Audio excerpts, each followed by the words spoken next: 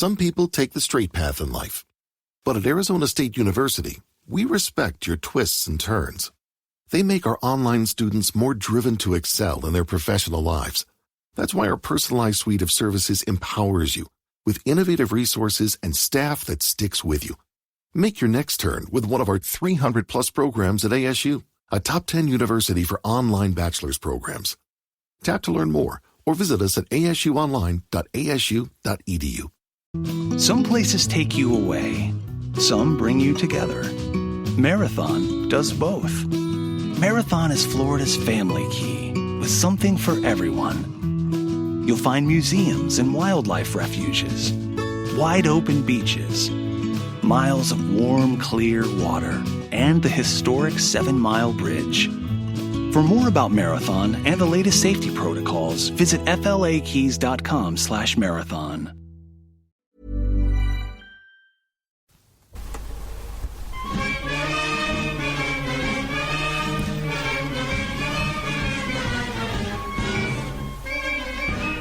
Hello, EggChasers. It's the EggChasers Rugby Podcast, the podcast about rugby that doesn't take itself or the game too seriously, back in the rugby dungeon, as we have been every single Monday morning, 52 weeks of the year, for 10 years, and counting. The podcasting OGs in rugby, the ones that are there for you, whether a World Cup's on, or whether there's no rugby on whatsoever, we're always there for you, and for that, we appreciate you listening. You can reward us or thank us or whatever, show your appreciation by hitting that subscribe button wherever you get your podcast, and by going for some more spicy private members only content at patreon.com/eggchasers.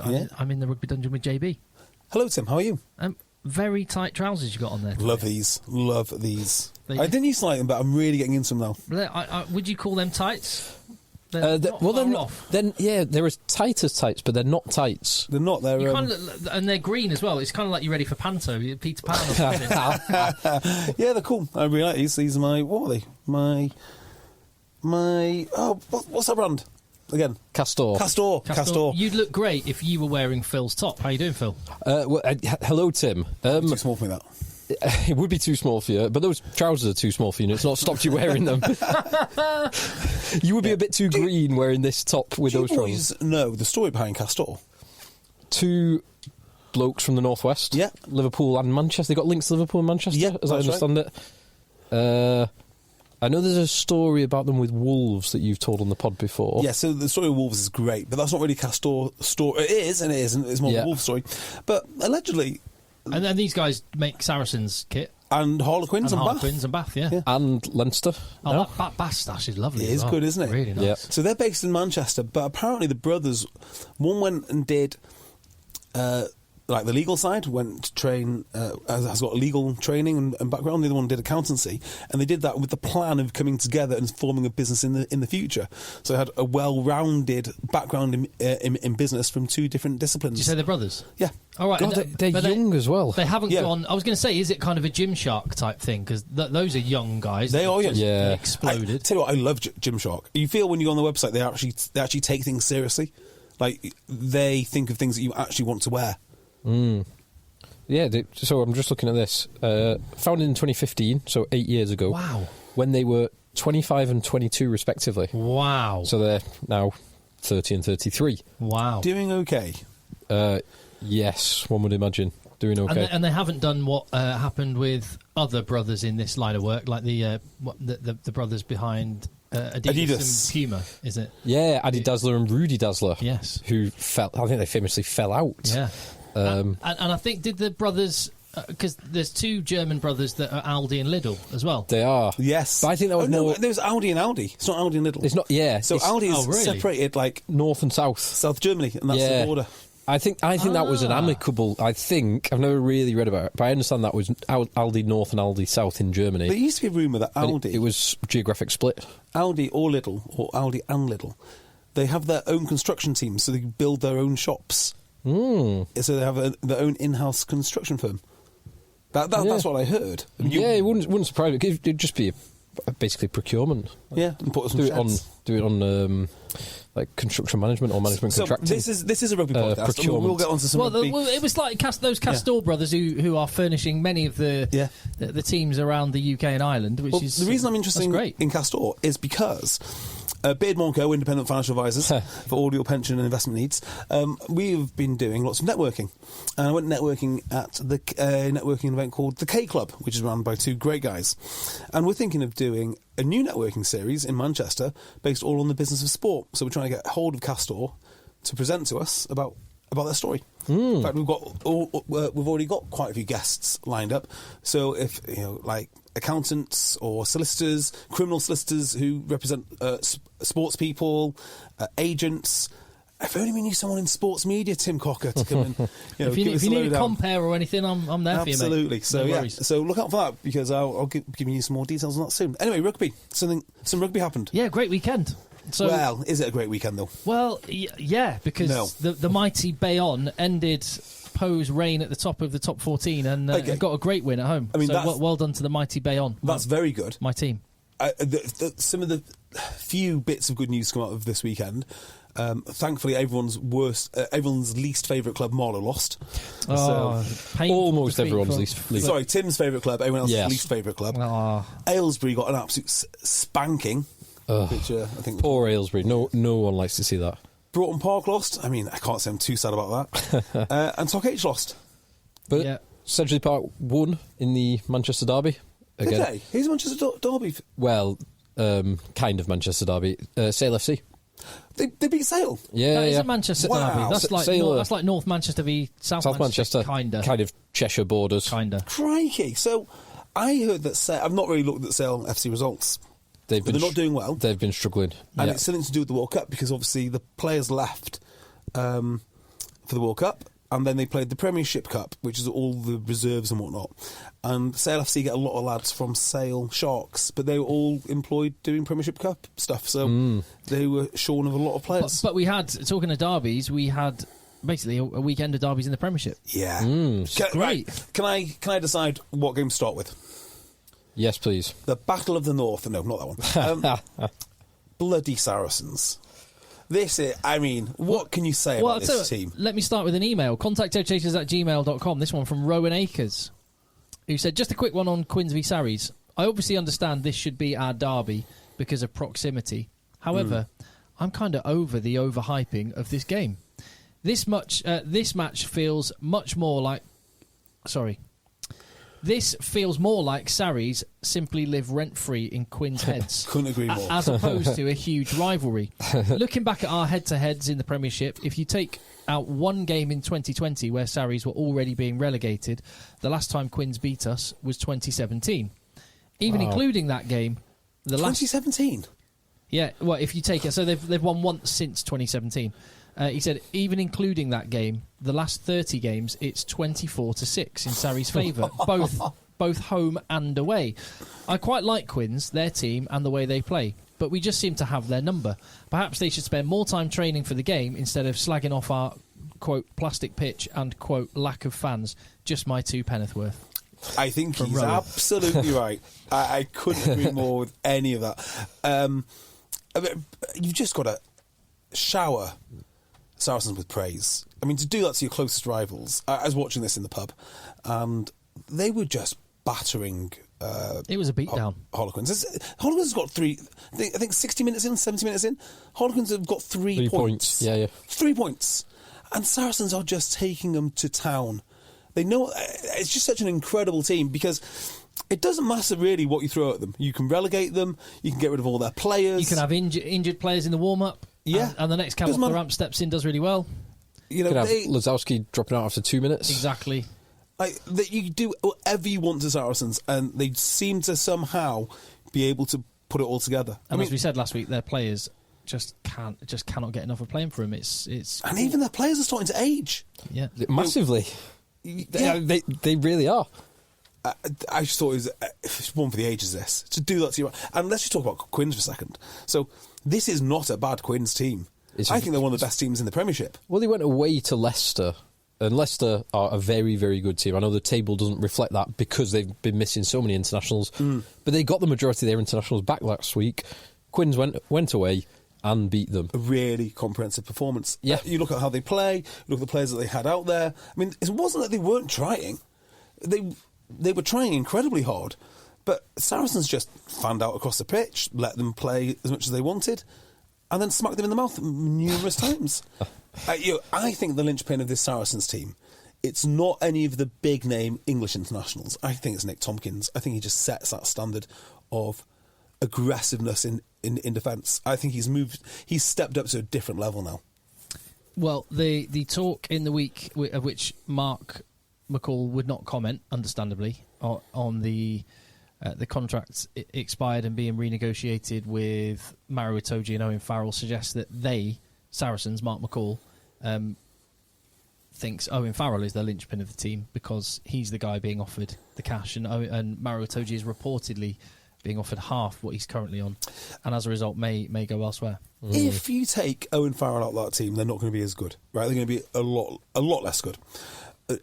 Tompkins does the same job as Brad Barrett, which he allows Owen Farrell to play to his maximum capability. Mm-hmm. I think that's the difference. You know, if only people listened to me years ago when I was saying Nick Tompkins could do a job for England. It pains me. Yes. I know he's one that England will look at as getting away. And there's another boy playing today who has accumulated several Man of the Match awards already this season, who England will also probably think it would be nice to have Andy Christie available in their ranks, because he is playing absolutely out of his skin at the moment. Scotland's Andy Christie. Yeah. So, can I just say on that, because there was in the was it the Bath? I can't remember what game it was. I can't remember which game it was I was watching this weekend, and the commentator described it as it was Nick Tompkins described him as the Welsh centre. And I think we have to be careful here. It's like, you could say the Wales centre, and that's accurate. Yeah. Nick Tompkins is not Welsh. Well, he's not remotely Welsh, and that's fine. And it would be like going, the Irishman CJ Stander. Yeah. It's like, no. He plays for Ireland. He was never Irish. Yeah. You're absolutely right on that. He's not Welsh, is he? He's not Welsh. He's a bloody good player, though. He's damn so good aggressive. Player. So good. And he brings out that. So him and Farrell, the way they defend together, they just have. They're not the best technical defenders. Like, they're not. I'm trying to think of someone who's just great at tackling and never misses tackles. I can't think Courtney of Laws. Someone like that. They're not him. They're just far more aggressive. You're trying to think of a 12. Okay. Yeah. The other thing as well, and then I'll hand over to you boys to talk this over. I've now come to the conclusion that Smith, first name Marcus. Magic Marcus Smith, is not fit to lace Owen Farrell's boots. Wow, you're saying this? That's what I've come to. Yeah. If this is coming from JB, my goodness! I've never been totally in love with him, but I thought he's probably going to be a better option than Owen Farrell. But like, how can you be if you lead your team to this kind of beat? You're meant to be the man. Like, you're meant to be the man that leads your team, and these are the games against your biggest rival. Not only your biggest club rival, but also your biggest positional rival. And you do that. What a joker. He always has very special moments, and he had a couple. Yeah. He had a couple in this game. So, Mark Atkinson, of all people, we were talking over a certain inside centre. I won't tell you which one. You and Mark Atkinson were talking. Me and Mark Atkinson. Right? Oh, a lovely name drop there. Yeah. Well because done. I think it's a really interesting insight from him. And he was saying that the inside centre that we were talking about, he said he's great because he has these flashes of genius, but you need to get all the basic stuff consistently.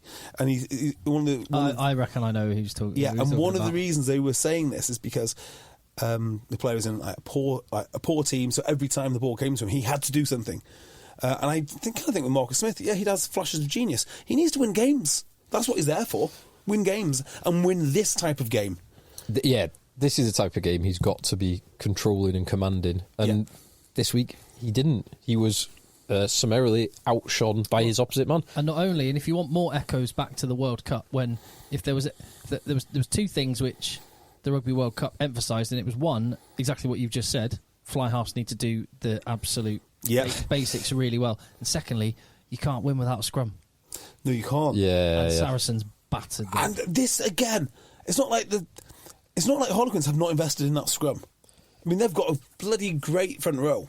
Yeah, they're starting front row. I mean, who was it? England's Joe Marler, England's Jack Walker, and Will Collier. England's Will Collier. England's Will Collier. Will Collier, who a lot of people think if he's South African will probably get a good run. Yeah, we were talking him up as a potential, talking up how well he was playing. Yeah, and he was. What happened, boys? I'm with tight headlock Joe Launchbury. Yeah. There's just no excuse for it. There's no excuse for that performance. They should be ashamed of themselves, actually. And I know what they'll do, because this is rugby. They go, we've taken our learnings. The boys came in on Monday. There's a great attitude. No, it's an absolute disgrace, and you should be ashamed of yourself. I definitely think Saracens were just outstanding. Yeah, they really were. They really were great. Quinn's very, very poor. How much of that is Quinn's being poor? How much of that is Saracens just making them look so poor? Saracens can get under your skin like nobody else. They really can. I mean, when Sale were on their run, not this season, but not last season, but the season before. Do you remember when Tompkins, of course, really got to Byron McGuigan? They can do that. That's where all the clapping comes from. When you see Ben Earl celebrating knock-ons and whatnot, and they're all going wild, or all the Saracens lads are, that's what they do. They go wild, and you're thinking, who are these idiots? We hate them so much. And you hate them even more when they win, and then it just breeds contempt, and you can't deal with it. You're fighting yourself rather than Saracens towards the end. Knowing that Phil went to... Did you both go to Lancaster? No, just Phil. Phil went to Lancaster. Oh, no, that's right, you went to Bristol. So Phil went to Lancaster Uni. I was coaching Manchester Metropolitan against your Lancaster my old boys. They had a good win, and I had exactly that. Even as the coach, I just had to take some deep breaths and just go... Let it go, let it go, because loads of the lads on the touchline who were there on the piss, going along with them on the road trips. It made me miss those uni road trips so much. It's good fun. So much good fun. And some of them had the ski masks and all that sort of shit. Anyway, so they're really good crack. But every single tiny little thing, they would all go, woo! Woo! Yeah. It got under my skin. I like it. As a player, I like it. Yeah. When we're doing well, I like it. You like it when it's your team doing it for you and things are going well. When the opposition are doing it, when you drop the ball and the opposition are wooing in your face. Yeah. It's horrible. Pure Saracens behaviour. Yeah. And Saracens, you mentioned Ben Earl. Saracens, I'll just put Ben Earl on the bench. England's number 8. Just rest him for this big derby match. Well, he's on crutches. Huh? He's on crutches. What? That's why he got rested, because he was on crutches. Was it? He was on the bench, wasn't he? Or did he get injured in the warm-up? I think he either got injured in the warm-up, or I thought he's definitely on crutches. Injured. Is he? Yes. Oh. And possibly, we don't know the severity of the injury, but it didn't look great. Oh. So, knee. We might just that's want to not talk good. at this point about the Saracens deals which are coming up. Yes. Which you referenced before, Tim. So one marquee player they're allowed now, not two. So by that inference, Maro Itoje and Owen Farrell are the two marquee players. They're going to retain Owen Farrell as the marquee player on the big bucks, and Maro Itoje therefore cannot be paid what he's currently being paid. And do you know what he's been paid? $800k. Is the rumour, yeah.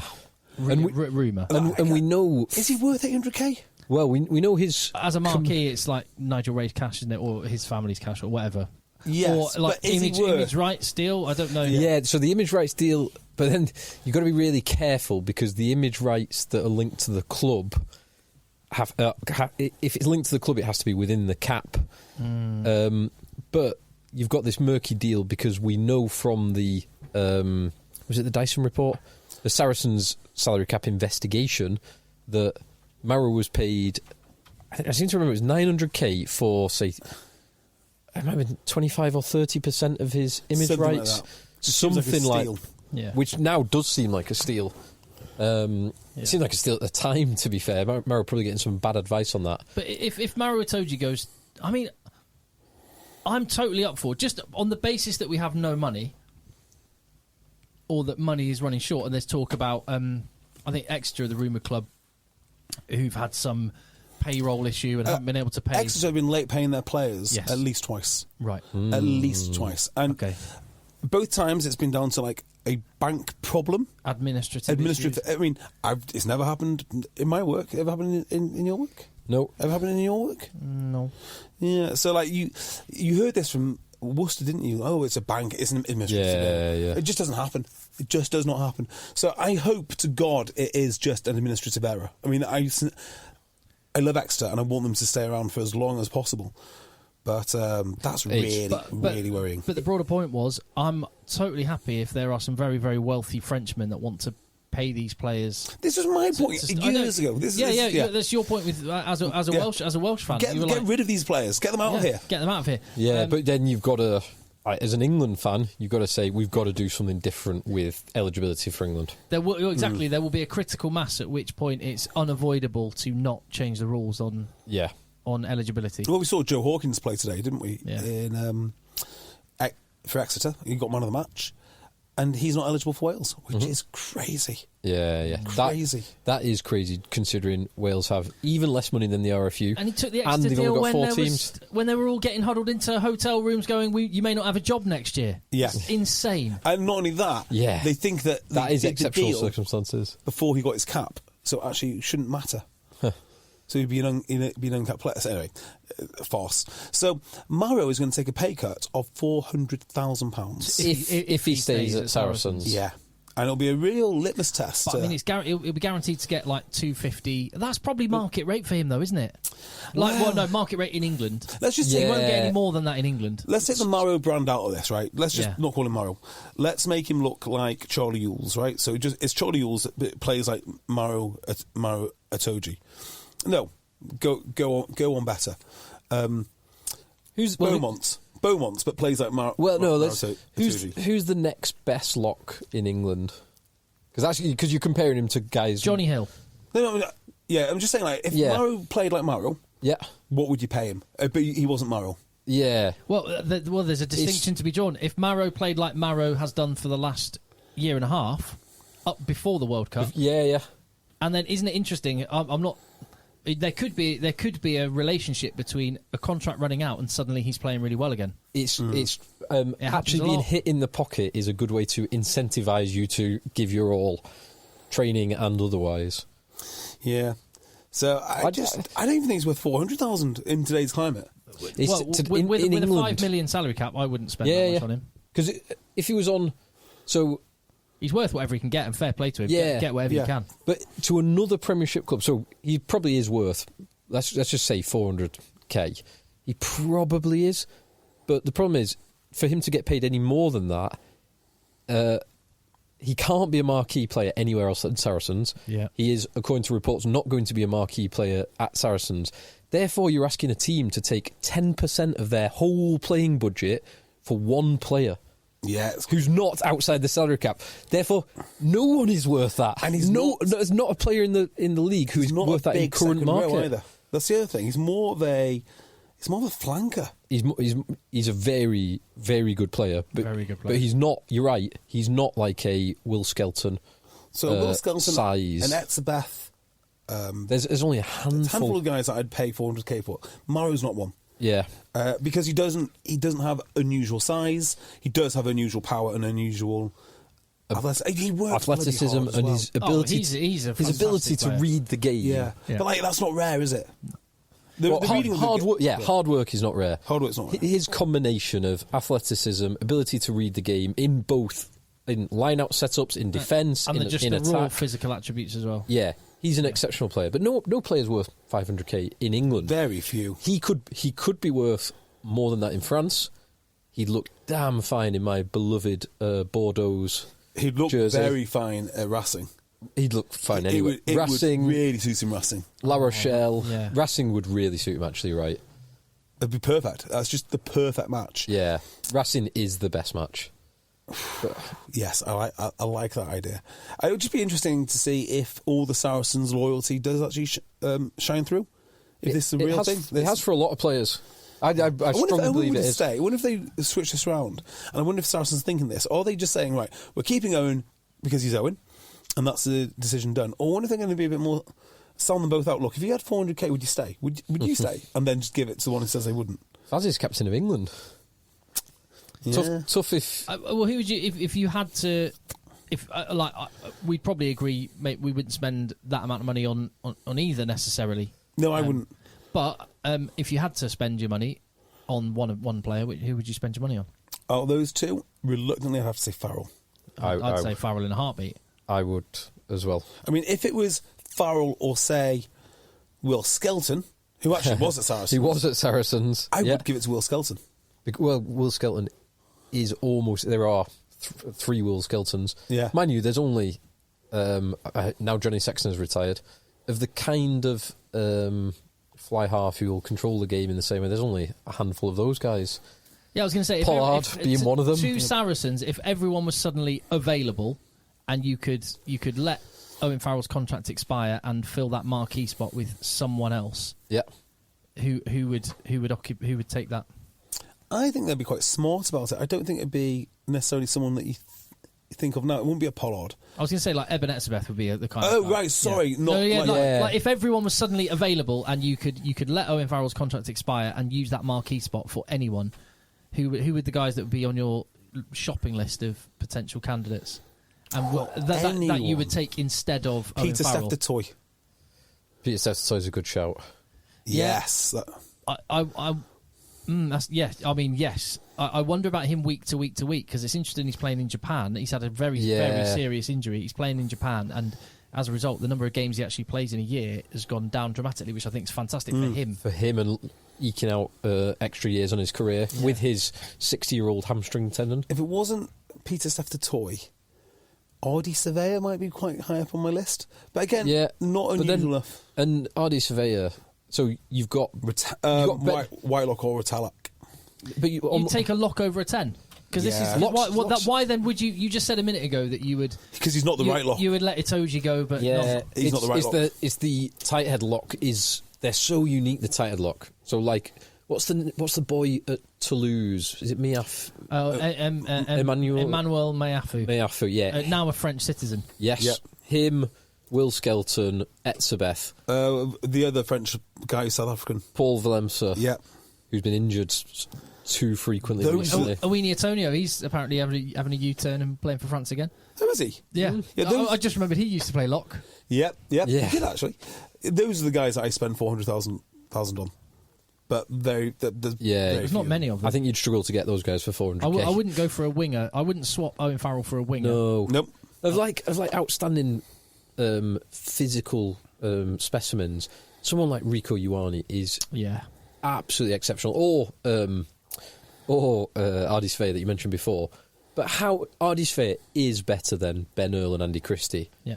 But he's not 2 or 3 times their salary better than those guys. He's not completely different to them either, is he? No, he's a Kiwi version of Lewis Ludlam.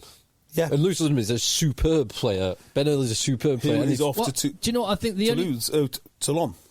Oh, yeah. I think the reason I had that conversation is because, yes, there are players you might go, I might take that one, but I think actually that's a reverse way of basically going, bloody hell, Owen Farrell's a good player. Because there's not many people that I would swap that marquee spot for. I mean, there's also other factors involved, like he knows the system. He probably built the system. Yeah. He's valuable to their fans. I mean, we were talking about Exeter, weren't we, the other day? Being an Exeter fan is difficult because all the lads that you know, grown up with, they've all gone. Yeah. And that's really, really difficult. So actually, Owen Farrell is worth a lot of money to somebody else, but probably nowhere near as much as he is worth to Saracens and the fabric of that team. Yeah. The other one would be a world-class tight head prop, which we mentioned Uini Atonio. Talking about Ty Furlong, Franz Malherbe, someone of that ilk. And then, because again, you can name on one hand the real world-class... You can remember as well, can't you, like how influential a loosehead prop was, like for... Ox Niche. Yeah, or for Leicester when Ajertza was in his prime. It made a huge difference that they could have Ajertza, or they could have Castro Giovanni when he was going great guns. I mean, it made a huge difference. Yeah. So yes, someone like that who is unique. Yeah. And there's a big drop-off. So like from Franz Malherbe to the next best tight head, from a scrummaging perspective, there is a bit of a drop-off. Just ask Kyle Sinclair. Who was the one that I absolutely loved? And he's fallen off the face of the earth a bit. He used to play for La Rochelle, looks like an absolute superhero, went to Lyon. He's got the beard, black guy. Danny Prizzo. Danny Prizzo, unreal. So he's a loosehead, isn't he? Yeah, unreal. Yeah, it's the one player that I thought was going to take Uini Atonio's mantle, and obviously it hasn't come to fruition, which is why Fabien Galtier is like, please don't retire yet, is Demba Bamba. Yes. Yeah, good try. I bet he's still quite young. Yeah. Because he came through age 20. Yeah, he did make the French World Cup squad when someone pulled out. Did he? Yeah, he Got did. called up. He is at Lyon, I think. Demba Bamba is currently at Lyon, and he is... oh, my goodness, he's only 25. Yeah.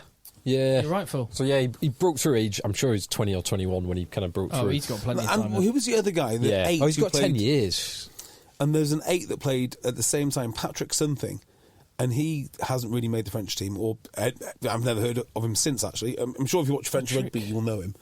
But the one who never kicked on, who was supreme, was Jordan Joseph. Yeah, sorry, that's Racing. Yeah, that's what I'm thinking of. And he was playing for the French under-20s age 18, which is some going, because the French under-20s is a hell of a team. Yeah, he is 23 currently and playing at Racing. Started at the weekend in the Paris derby, which they won away from home at Stade Francais. Joe Marchant's Stade Francais. Henry Amador was on the bench for Racing for that one. Yeah. So, who shall we talk about next?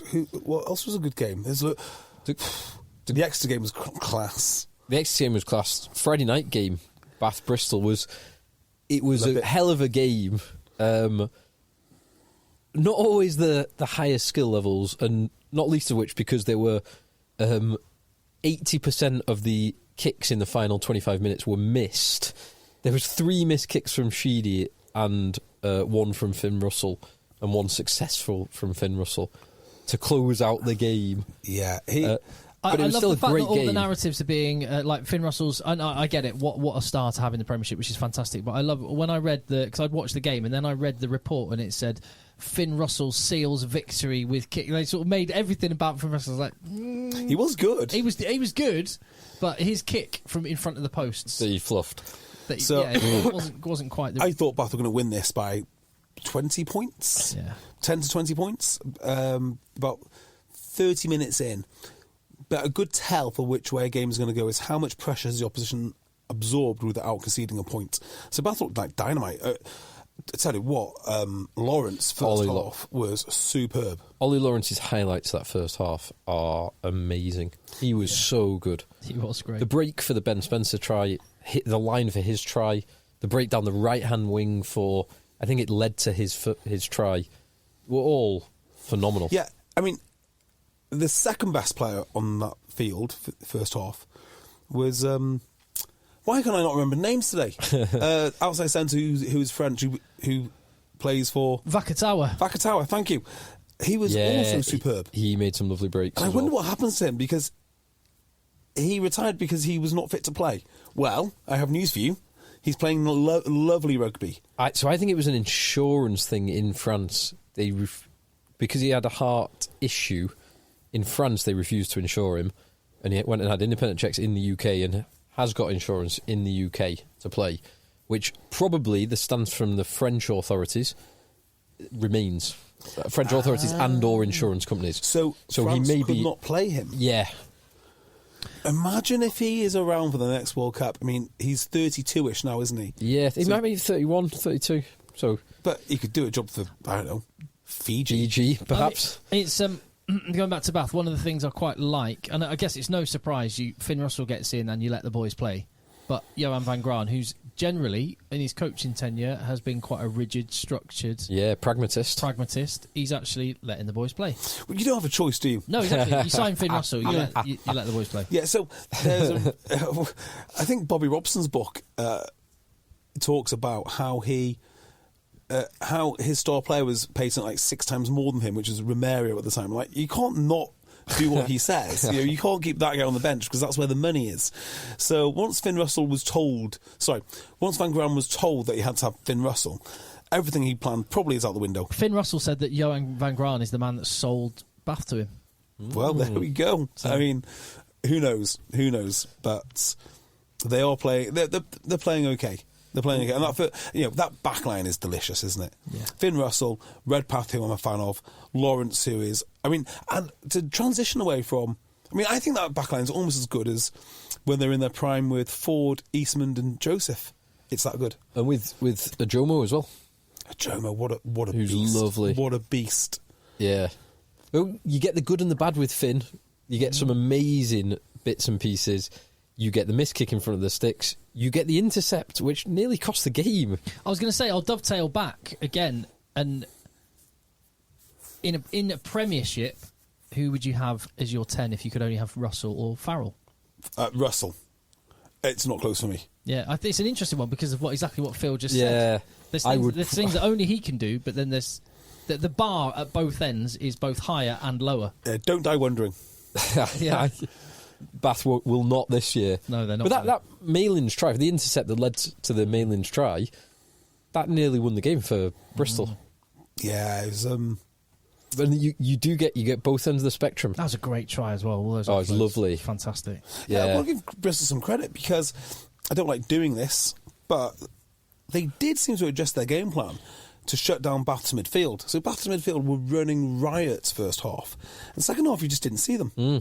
And I tell you what, a player that I'm very suspicious of at the moment, and I'm sure I said this last week, but I was watching Barbary again this week. I think his card is marked. I don't see what the fuss is about now.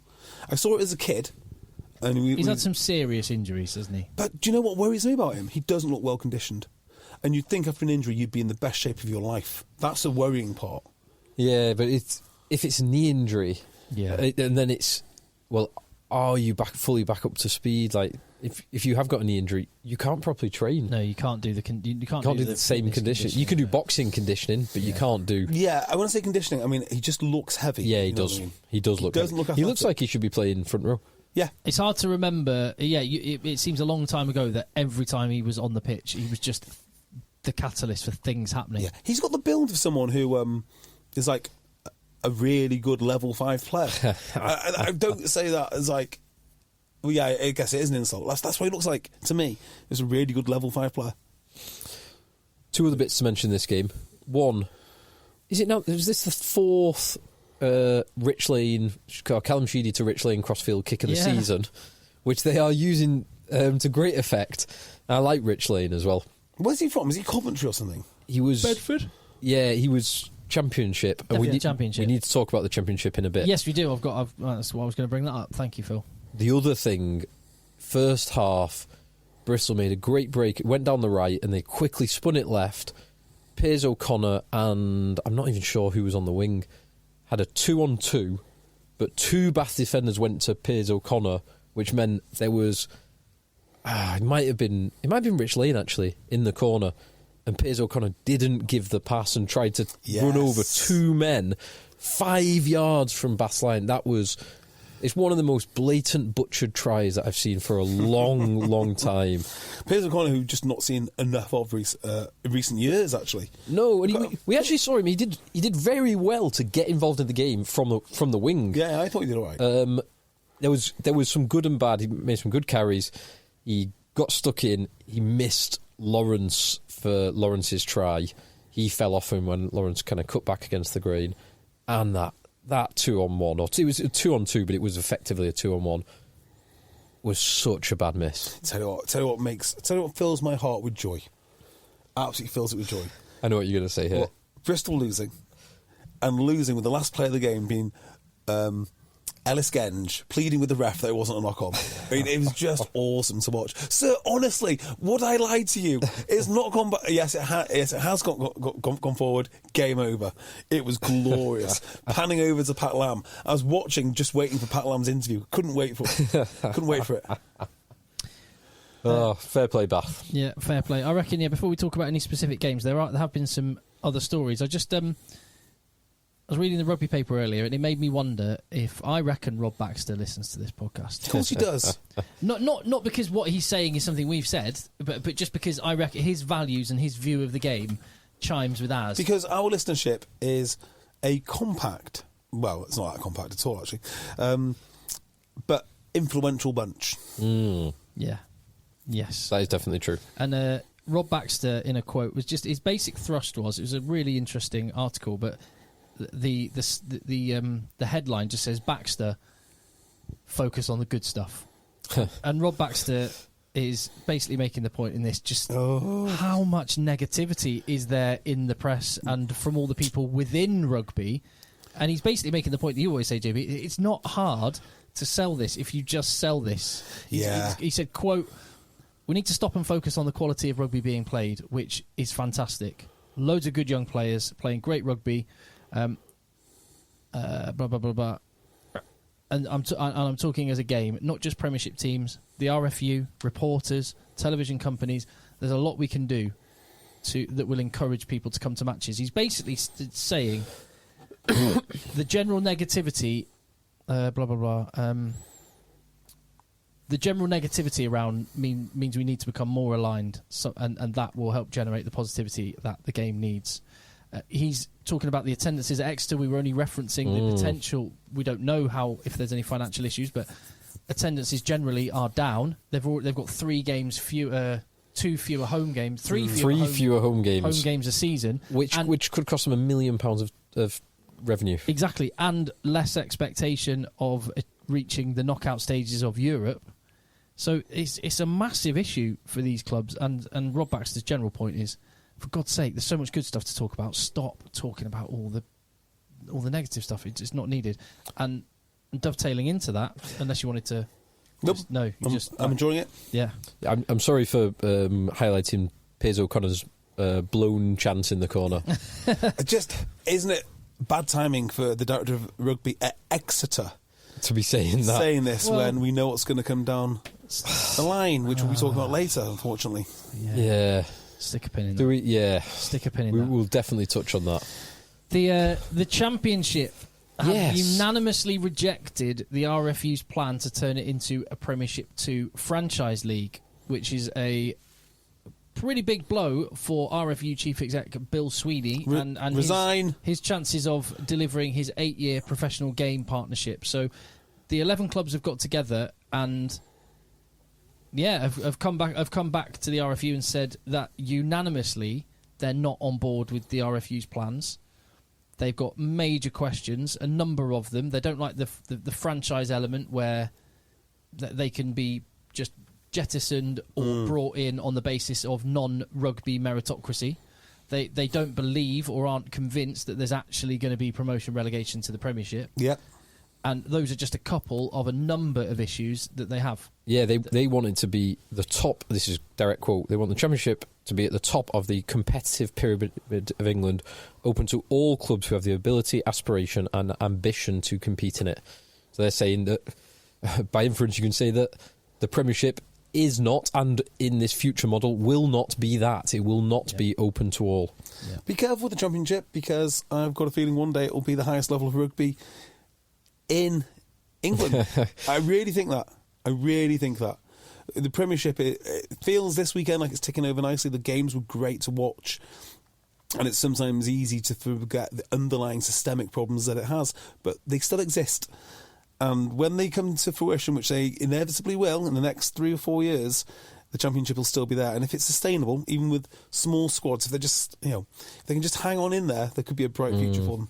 So Bill Sweeney saying English rugby's on the cusp of something quite spectacular. Thanks, Bill.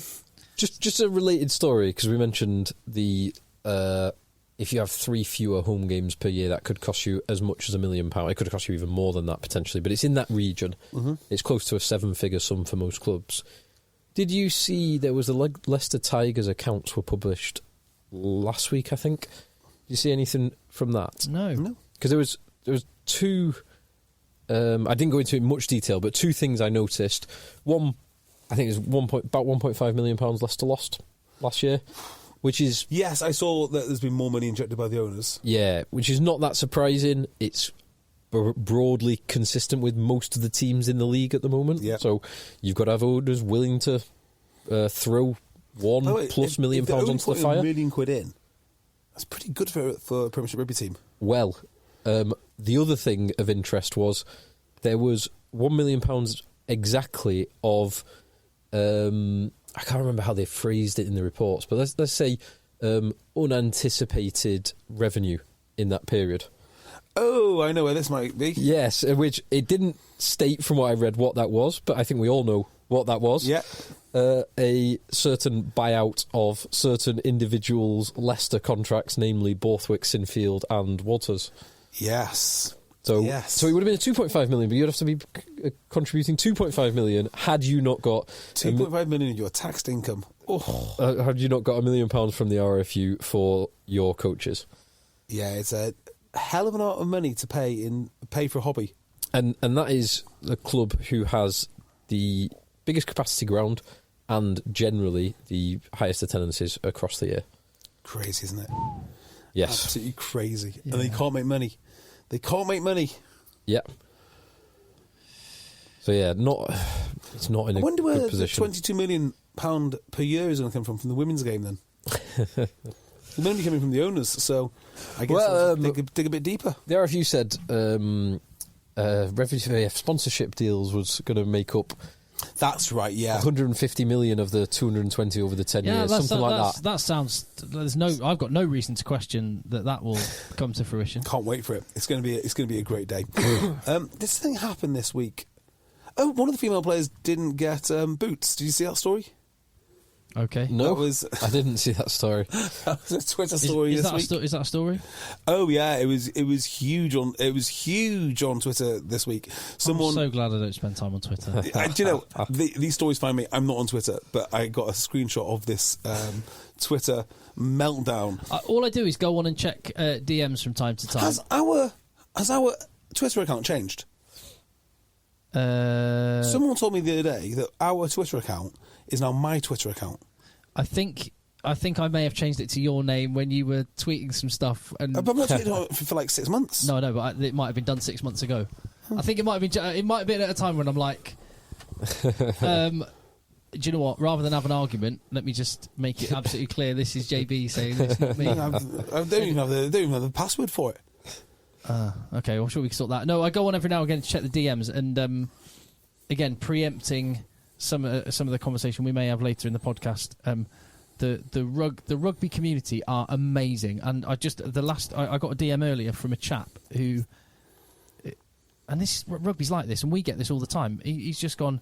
I heard you say on you might be going to South Africa in the summer to watch the island tour. If you're there, I've got a place just. I've got a place in Cape Town. You're more than welcome. I'll put you up. Amazing. All the rest. It's like we've got a new listener in Canada who I'm linked to on LinkedIn.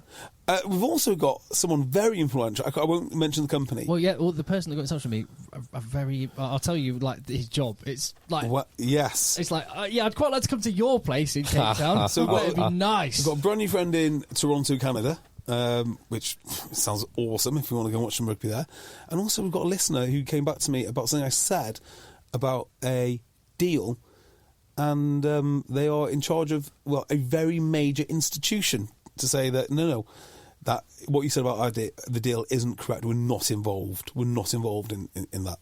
So yeah, there's we've got all sorts of people out there. Well, it's some proper substance among the audience, isn't it? It's fantastic, and as always. Don't feel intimidated to get in touch with an email. Follow us on LinkedIn too, because I put quite a lot of stuff on. Yeah. Jonathan Beardmore on LinkedIn, and contact EggChasers@gmail.com. Love to hear from you. Got some more great emails this week. And I am using Twitter at the moment, but only to view and review the Sam Altman memes, because they are. Tell me this story. They're on fire. I saw this. I know he got ousted and now he's back from his job. Yeah. He's back? Yeah. So yesterday or Friday he got fired from... So this is the CEO and one of the founders of OpenAI, which is the company behind ChatGPT. Yeah. And others. I think OpenAI or ChatGPT is the software behind Bard, which is Bing, so Google funds it. Sorry, not Google. Microsoft funds it.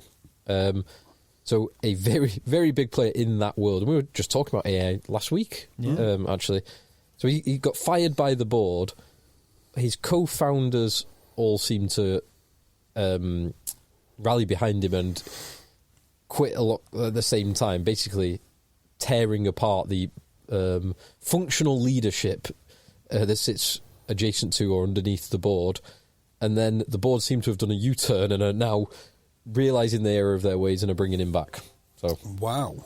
But there's been some spicy and very funny memes associated with memes, that. Yeah, sometimes an event just attracts memes and it's wonderful. Yeah. Oh, what's the one which I absolutely loved?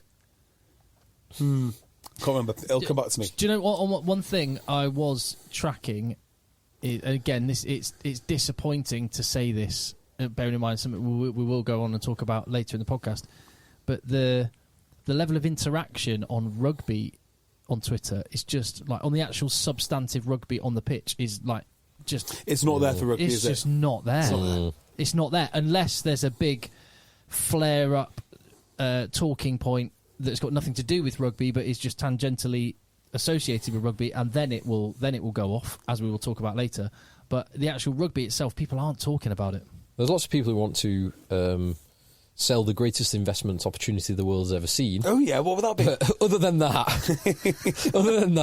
not much. We've only had some spare cash to put. That should be, what was the South African franchise that was owned by a guy who had the greatest company in the world limited? Yeah. They should do that. They should call it the greatest investment opportunity in the world. I tell you what, that was the Southern Kings, I think. Southern Kings, based out of PE, Port Elizabeth. Somebody has sent me a video of Grift Nation's like promotional. It's like it's not even. It's like a documentary. It must last like 15 minutes of Grift Nation doing their thing. This is Rock Nation, Mario Itoje, and the Beast and others publicity company. Yes, which is owned by Jay-Z. Yes, so Jay-Z is like the overall owner, and then there's a guy. What is his name? Michael. Oh, come back to me in a minute. Oh, I don't know. Incredibly snappy dresser. He's so cringeworthy. Like from what? Sorry, say again. Go back. the Rock Nation. The guy who heads Grift Nation UK. What on earth is his name? Grift Nation. It's anyway. You've got to see this video. It is. What is his name? Doesn't matter. Anyway. You've got to watch this video. You've got to watch this video. Well, so he's the guy's like mid-50s, and he deals with professional athletes. So it's sort of it's cataloguing his day. And like he starts his day at 6 a.m. with a workout. Nothing wrong with that. We all do that. It's not particularly special. But he's working out. He's like, yeah, because I deal with professional athletes, I've got to be a professional athlete. It is one of the most cringeworthy things you've ever seen. And then they do like this leadership conference, and they're following him. It's a good job, by the way. Like prison guards. Don't do that. Yeah. I work with criminals, therefore I must be a criminal. Yeah. And by the way, if you're a rugby player, you don't want to be represented by another rugby player. That's the last person you want representing you. That's why you pay somebody else. I want a lawyer. Michael Yormack. I've just found him, Michael Yormack. I love his dress sense. Yormack. His dress sense is incredible. Well, it's snappy. On videos, there was a message that came through on one of the Broughton Park Youth Rugby Collective groups, and I had a little bit of took a deep breath before I hit play on a video that we got sent, because I was expecting, here we go. Anyway, it's basically our club are signing up to be part of the STAR scheme. Star Scheme and Hutch. Star, very good. Names a person in our club will be delivering a presentation in the clubhouse next Sunday, the 26th at 12:30 p.m. You're all invited. Blah blah blah blah blah. The aims are to increase participation in the mini and junior section, offer training, blah, all that sort of stuff. I click press play on the video, and the face you're pulling now is the face that I was pulling as I pressed play. I was like, oh, what's this going to be? But basically, it's this little scheme that's been started from the grassroots up by Chew Valley Rugby Club in Bristol. And it's like a breath of fresh air, Jay, honestly. Because they're basically saying that they have this little video, and it's from the point of view of they have a little bit with a coach, a little bit with a player, a little bit with a mum. And the point they're making is, if you've had a bit of a rough start, or if you've got a bit of aggression as a young lad, and you want to get it out, and if you want to channel it in the right place and in the right way, and if you want to have a place where you might have positive male role models, all of those sorts of things, because this is I've worked in Bristol for a bit, and you know Bristol, like there's some rough kids like this. This would be like they chat to one lad who's kind of like had family that were in trouble with the law and stuff. Like you can sort of see that this is like Ellis Genge again, and they're actually saying it was like making a case for rugby. For all of the positive things, going back to Rob Baxter says, it's like if rugby can be an amazing out. It was just saying all the positive things. Yeah. There weren't all the tick boxy stuff. It was great. I see that. It was great. Yeah. Well, what's it called again? A STAR scheme. Interesting. And Hutch. and Hutch. Yeah. And if you listen to Genge talking about exactly that stuff, he's a very good advocate for rugby, the positive side of rugby. That's when he's at his most compelling. 100%. Yeah. Back to Michael. Not when he's appealing for not a knock on at the end of a game. When he knocks I it love on, that anyway. with his little cry face. It's not a knock on, sir. Honestly. So Michael, back to Michael Yormack, right? So his central claim to why he's so invested in rugby is Siya Kolisi. This is his central claim. He claims he knew nothing about the game until one day he turned on the World Cup in Japan and saw Siya Kolisi play the game, and then from that point he was hooked. Now, this to me sounds like a... Be delighted this holiday season at Ice and Lights, the winter village at Cameron Run. Just minutes from Old Town Alexandria. Stroll through the park and enjoy winter photo ops, light displays, hot chocolate, and a warm treat. The winter village offers playtime for the entire family. Extend the magic of the holidays by visiting early, starting November 17th. Get your tickets now at CameronIceandLights.com. That's CameronIceandLights.com. At Grainger, we're for the ones who specialize in saving the day and for the ones who've mastered the art of keeping business moving. We offer industrial-grade supplies for every industry with same-day pickup and next-day delivery on most orders, all backed by real people ready to help. So you can get the right answers and products right when you need them. Call, clickgrainger.com, or just stop by. Grainger, for the ones who get it done. Little bit of a lie, because if you watched South Africa, Siya Kolisi is a fine player, but he does not stand out for South Africa. No. If you're watching, right, unless this man, he's never watched the game, but he happens to be like an intricate ruck specialist, despite never watching the game. Maybe Kolisi. It wasn't Cheslin Colby, no? No, that's not the guy, no? Not Dialandi. No, not him. And not Faf. Yeah, not Faf. Not that guy who stands out like a mile. Yeah, and not Etzebeth. Or Peter Steph-Toy. Yeah. Like, anyone who's ever watched rugby in their life can see this collection of players. I think, genuinely, Siya Kolisi would be number... You probably wouldn't know... Well, in the... Fifth bottom. Yeah, in the 23. Because guys coming off the bench like Quagga Smith is yes.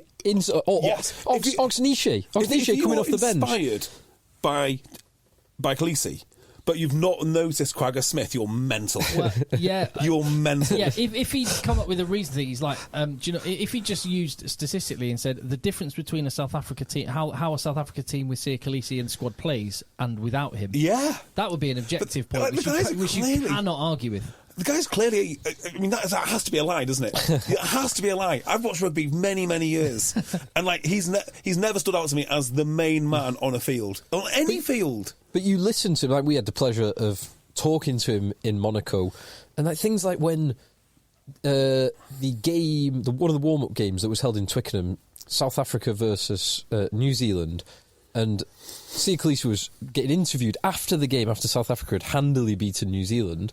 And he couldn't speak for the first minute because the whole crowd was applauding him. Yeah. And you listen to him talk and you see what he does. All of that stuff, absolutely. But yeah, I do agree. Yeah, that's not after. In Japan, is it? Yeah. Absolutely. So yeah, I'm with you. Watch this video. It's amazing. It's amazing. Oh dear. We were going to talk about another game.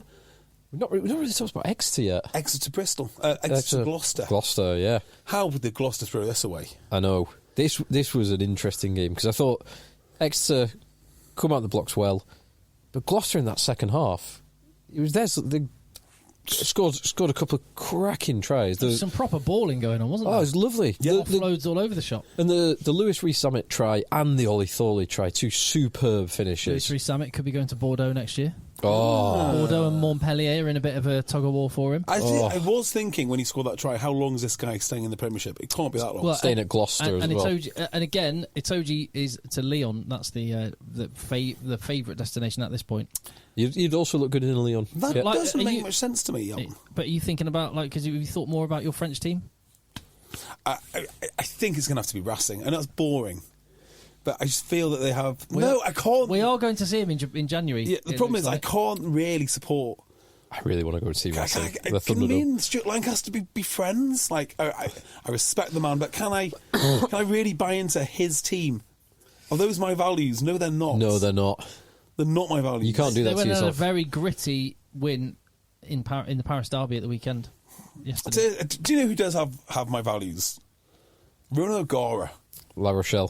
Big men running down the middle of the park. You can get flights to La Rochelle most of the year, just not in winter. Not in winter. Brilliant. Basically. Not when all the good stuff's happening. La Rochelle are currently 25-21 up at home against my beloved Bordeaux.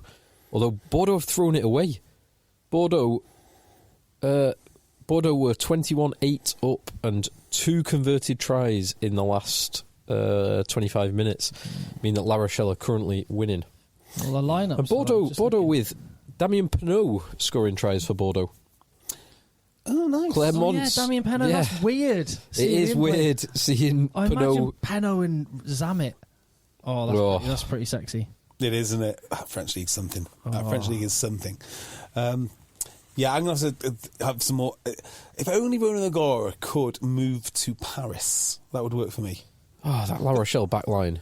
Go on. With Kerbala, Hastoy, who is class, Donti and Uge Sotini in the centres, the Samoan outside centre, Teddy Thomas and Jack Noel on the wings, and Bryce Doolan at 15. The back row, the flankers, Boudon and Bottier.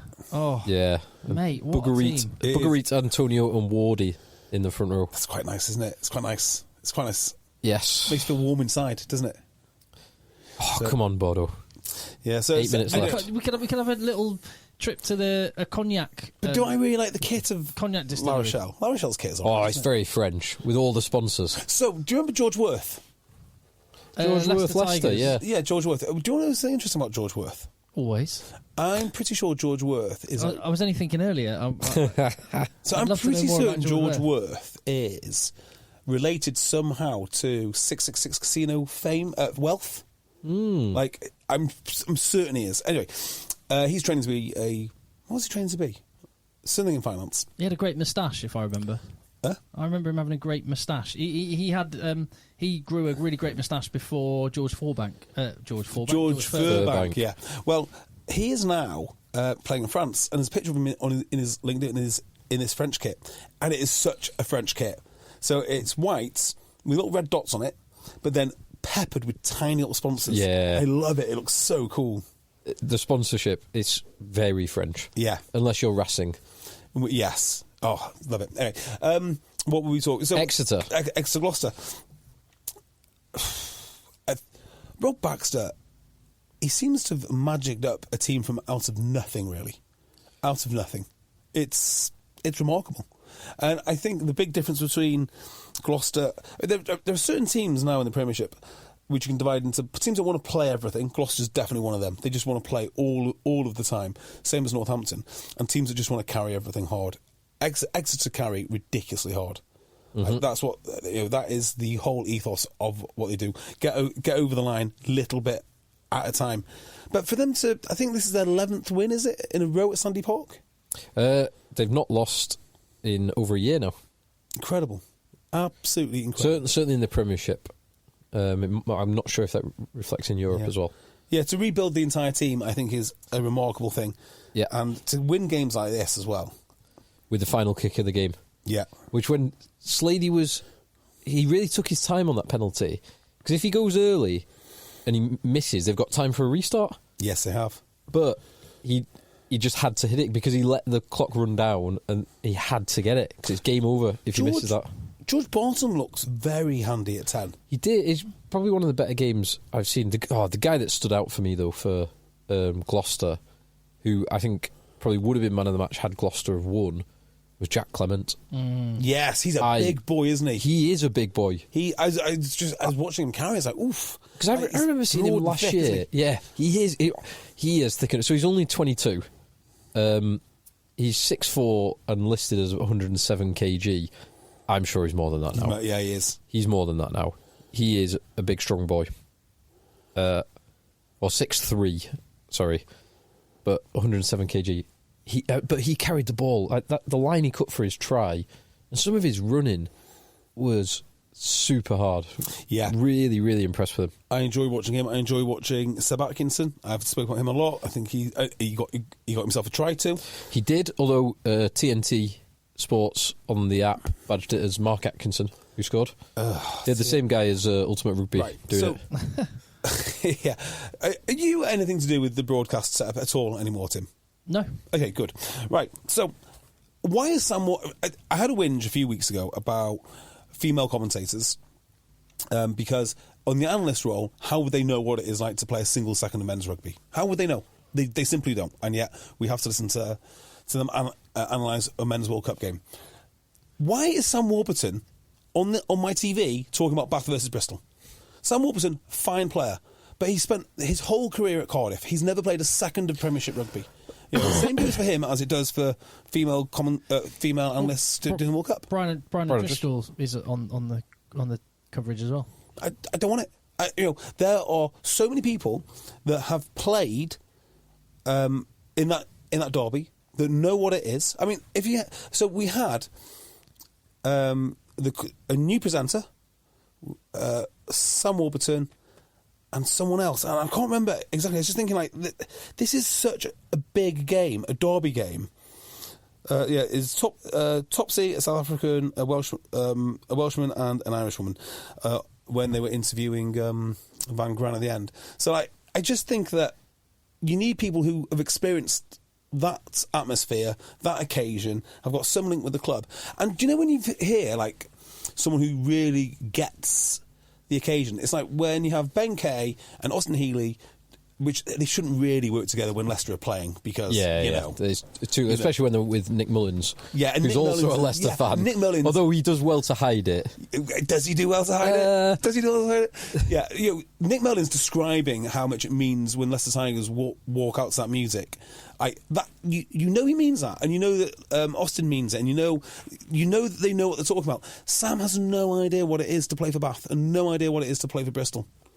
So I think the two we just mentioned, Sam Warburton and Brennan Driscoll, are two of the best pundits. They are brilliant. I'm not saying they're not brilliant. I get the point on Derby Day, particularly like the East Midlands Derby or the Bristol Bath Derby.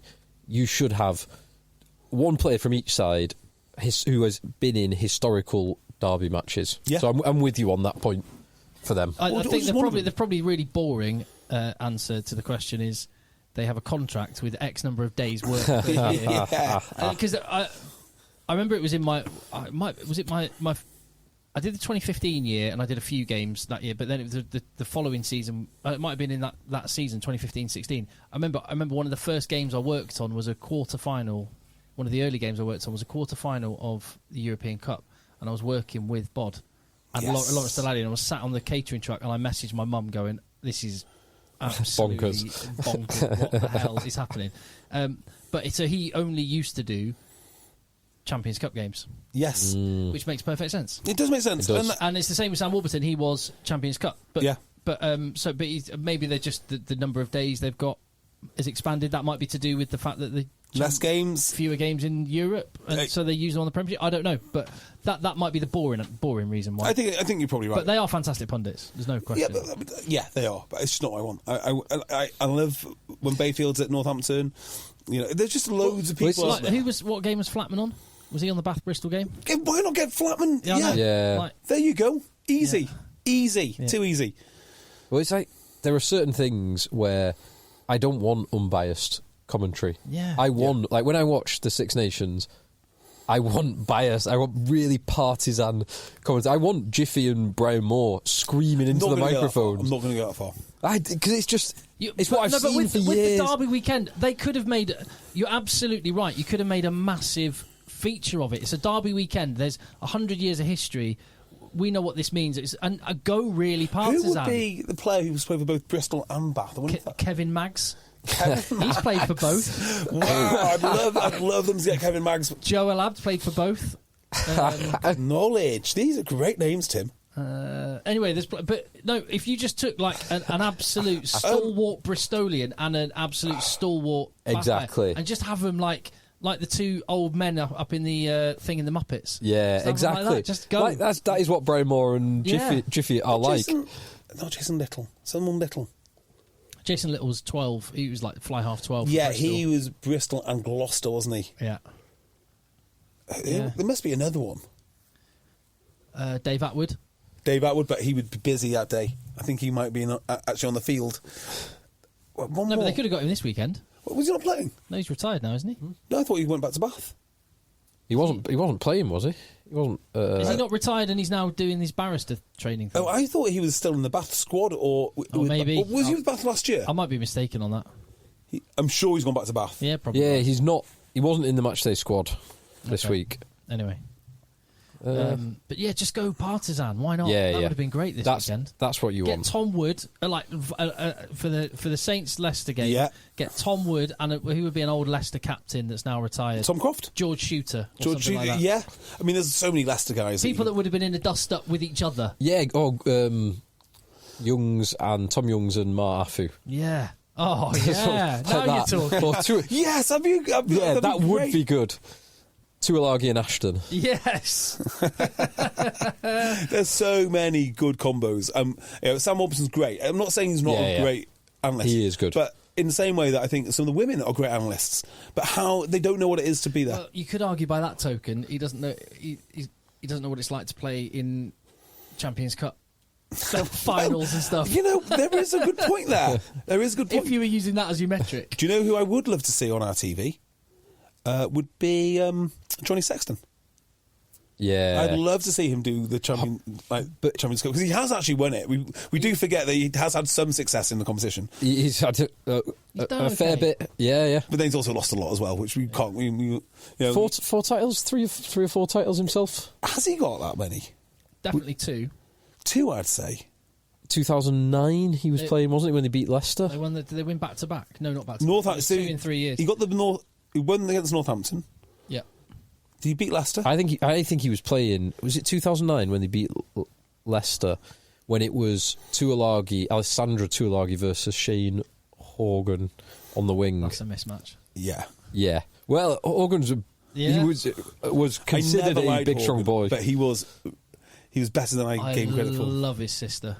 She's amazing. She is amazing, isn't she? And like so funny. Like I love her because she's. Imagine the banter you'd have.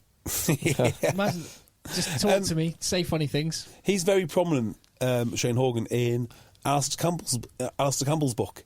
Oh, really? Is he? Yeah, because apparently they got on really well, and they speak about politics all the time in the whatever tour it was, the Tour of Hell, when they went to New Zealand. Yeah, Sexton won in 2009. 1916 beat Leicester. Who was his opposite man that day? Wow, that is a question. Who's opposite man? So Sexton, 2009 final against Leinster beat Leicester, 1916. Johnny Sexton starting fly half for Andy Good. Leinster. Yeah, who was his opposite man? Not Andy Good. Austin Healey. Austin Healey, I was going to go for. In 2009. Oh yeah. No. Austin Healey was, I think, long retired then. Okay, so. Leicester Tigers. Let's just calm down. Let's everyone just take a breath and just think about things. Just relax. Who would be a 10 for Leicester at that time? Toby Flood. Nope. Taulupe Flood. No. Who? Okay. But yeah, Flood must have. He might not have even gone to Leicester at that point. He might have still been at Newcastle. But no, this is a tough one. No. I'll give you a clue. Go on. So he is still involved in rugby in a coaching capacity. Oh, is it the Aussie guy that became a coach? He's not Aussie. No. Still involved in a coaching capacity. Hang on a second. This is tough. It's coming back to me. Did he wear a scrum hat? No, he did not. What? No. He might have in one game, but I do not. George Ford would have been around then. He would have been like a kid, so it's definitely not him. It's not Ford. Oh, no, Ford would have been about coaching. Yeah, Ford would have been about 15 at that time. No, he was in the first team squad in about that. Not 2009. He's like 30 now. He's like 30 now. 30 now. So 14 years ago. Oh, so he'd been 16. You're right. Yeah, you're right. It's not George Ford, and I think George Ford was in 2011. He made his name. Doesn't begin with H. Oh, I got no idea. Should I tell you some of the other backline and some of the other players? So I'll read through the team. So Ayerza, we've already mentioned him, with George Shooter and Castro Giovanni. Nice. Oh, what a front row. Nice front row. Tom Croft, Lewis Moody. It was Tom Croft and Ben Kay in the second row. Okay. Love that. In second row, yeah. Back row will be Lewis Moody. Martin Corrie? Moody was on the bench. What? Wow. No Corrie. So Lewis Deacon was on the bench. Thomas Waldron? Back row, two are... Corrie? No, he wasn't still playing then. No. Back row's tough, I'll read it to you. So, Craig Newby. Yeah. Ben Woods. No, we never got him. Wow. Yeah, and Jordan Crane, who you probably would have got. Yeah, I've got him eventually. French number 9. Oh, I can see the sideburns. Yeah, the hair. I can't remember. He went to Stade Francais. Julien Dupuis. Yep. The 10 is who you're looking for. Wingers were Scott Hamilton and Alessandro Tuilagi. Scott Hamilton, was it 2 caps that Scott Hamilton got for New Zealand? New Zealand. Geordie Murphy will be the fullback. Geordie Murphy was the fullback. Centres, Hipkiss and friend of the pod, Ayula Erinley. Goodness me, that's a direct I thought it was sense. going to be Anthony Allen then. I was thinking. Who was the fly half? Coach. Coach, yeah. I think I've got it. I think I know it. A coach? He's still in the game. He's coaching. I want to give it. Paul Burke? No. No. Oh. He's still involved. Jeremy Staunton? He's still. No. I'm going to look at Phil. I'm on the right. He's still involved in coaching in the Premiership. Yes, I think he is. Yes. Coaching in the Premiership? Yes. No, Dave. And it's. Is he coaching? It's Hound, stop. Is it? Is it Northampton's? Yes. What's his name? I can't remember. Is it that guy? I think it is. Sam Vesti. Sam Vesti. Correct. Sam Vesti played 10 in the final. And he lost by 3 points. It was Dupuis, Julien Dupuis kicking sticks, though, rather than Vesti. Wow. So who was on the bench? There must have been an injury that day. There's no way that was their starting 10. Flood would have been their 10, surely, at that time. Yeah, had he moved at that point? I think he probably hadn't he? They wouldn't have had Vesti as their main starting 10, surely. Let's have a look. No, yeah, because it was after... Well, Billy Twelvetrees was probably around at that time. He would have been coming through. No. They didn't like him, though, did they? They formed off to Bedford. Yeah, I think he would have been playing Championship at that time. Interesting. Isn't it? Excellent stuff. So, nice. Anyway, so Exeter did beat Gloucester, and that's the wrap-up of that game after we got... Yes. Yeah, Toby Flood was there, 2008, so Flood must have been injured. So we managed to summarise Exeter Gloucester by naming the 2009 reserve Leicester 10. So that's obviously... Correct. Stuff like that was the reason people tune in. And we spent 10 minutes doing it. What a waste of time. Henry Slade, you absolute legend. Love it. Well done. So, who's not a legend on today's naughty list is George Furbank. What a horrible first half he had. Yeah. I've only seen the highlights of that game. Yeah, it wasn't good. My word. They just peppered him with kicks. Torrid. Absolutely torrid. Dropped the first one, sliced the second one. Just things that should never happen. That should never happen. Northampton, this league in general, you just don't know who's going to win what. Well, I'd throw the positive on Leicester. They've got their players back. Honda Pollard did exactly what you talked about Marcus Smith needing to do in games and just got his team in the right part of the pitch. Like you said, put some horrible kicks up on George Furbank. Yep. Just made it just hard work for Northampton to get anything played territory, and in rubbish conditions as well. That's even more, that's exaggerated. And so I'd emphasise the positives there. It was a very workmanlike performance from Leicester. Tom Pearson was anonymous this game. I was really disappointed by that. I thought he was going to have a good game against Rafael. I thought he was going to really show what he's all about, because he was really good last year. It's the point he nearly got into England. Yeah, he was in the squad over the summer, wasn't he? Yeah. I haven't seen the performance from him yet that I want to for Northampton, because I think he could be an absolute critical player for them. But it's just not really happening. Yeah, I really liked him last year, and I was actually a bit surprised that he didn't do more with England because he was released relatively early. Yeah. He and Ben Earl were the two best back rows in England last year. Yeah, probably fair. Two best English back rows in England, yeah. Well, they both made the dream team, didn't they? Yeah. With the dream team.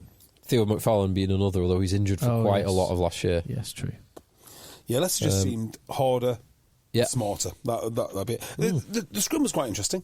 So Waller looked like he had Hayes quite frequently, but then it's sort of turned into a lottery. I think they've done really well getting Curtis Langdon. Sale missed a trick, not keeping him. Well, did he get away with it on a high shot? Some fans were unhappy. There was a high shot. Was this on Friday or was it on? No, it was in that game. And did it ride up? It looked. Yeah, like, I was kind of like, yeah, fine, great, good. Yeah, refs made the decision. This is interesting, right? Because it feels to me like they're very quietly kind of rolling back. 100% agree with you. Yeah. Yeah. So, although the Rusi Tuima one today was a bit of a nonsense. Yeah. Was it? Yeah, it was so Clement got a yellow card for a hit on Tuima, and then later Tuima got a yellow card, but it was a head clash with the support runner who was coming to clear the ball carrier, and so for my mind it wasn't in the effect of making the tackle because it was the man who didn't have the ball.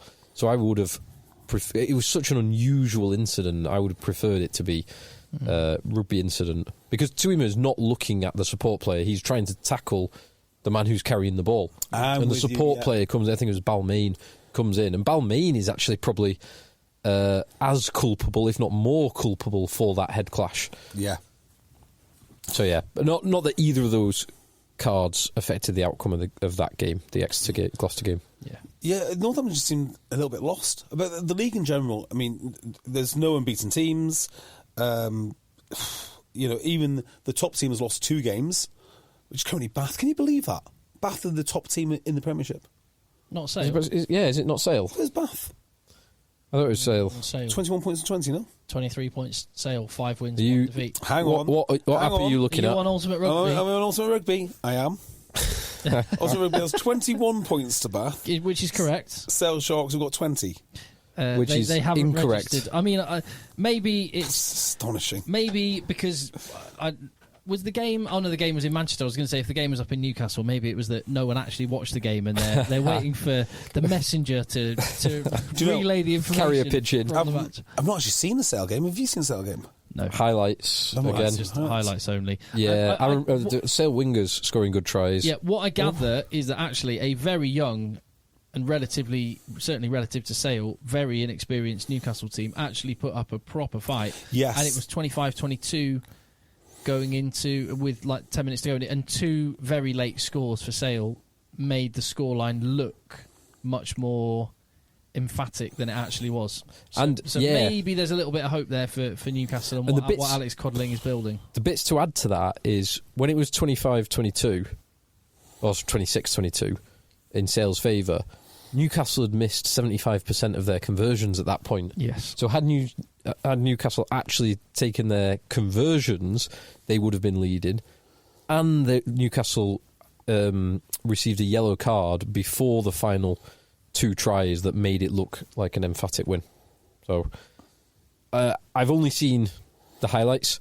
Reed and Roebuck are looking really good at the moment. Yes, they are. A couple of nice finishes. And Sale, I think one of the areas they were really short was good back row players, and they found another one in Ernst van Rijn who just tackles everything. Yeah. On the wingers. So my criticism of Aaron Reed for quite a long time is he just doesn't. He's got all the attributes to be a great winger. He just doesn't quite have whatever it is to spot that opportunity and then finish. He's getting that. He's got it now. He is getting it. Yeah. Right. Because he's still a young lad. He's got the pace over 10 yards is exceptional. Phenomenal. Yeah. Phenomenal. So I think he might be Premiership top try scorer at the moment. I think he probably is. Him or maybe Rich Lane has scored maybe 4 or 5. Newcastle must be a miserable place to be. There'll be a lot to take out of this game, but it'll be so disappointing to concede 14 points in the last 4 minutes. I mean, what are they going to do with what they're doing? Because they're not good enough to do anything else. Yeah. Who have they got next week? They have Exeter travel up there, don't they? Oh, Exeter. Good luck, boys. Like, I'll put it this way about Newcastle: is I'm looking at the. Okay. I'm looking at the names of the back line, and I don't know in some cases what the Christian name is. Just from seeing a letter, that's how. And I like to think I know my rugby. Yeah. So J. Elliott, scrum half. Jimmy Elliott, yeah, ballet dancer, famous Geordie. Yeah. J. Thomas, fly half. Jonathan Thomas, former Welsh back row. Yeah. C. Hutchinson, inside centre. Don't know. No idea. Colin, the old West Ham United. Was Colin Hutchinson? I mean, there'll be some lads in there, right, who you don't know now, who I have no doubt will move clubs eventually, because that's exactly what you should do if you find yourself in Newcastle. You should use Newcastle to put yourself in a shop window and move clubs immediately. That's what you should do. There was one name that I did recognise, the 15, Ben Redshaw. Yeah. Do you know why he was on my radar? Has he played for Sedgley Park? No. He's a young man. Leyden, maybe. He might have, but Ben Redshaw. So he's a very young man. He's 18. His date of birth is January 2005. Oh my goodness! So he will be 19. Oh he'll be 19 in 2 months' time. So he's a former Sedbergh pupil. Okay. He was called into the England squad this summer. What?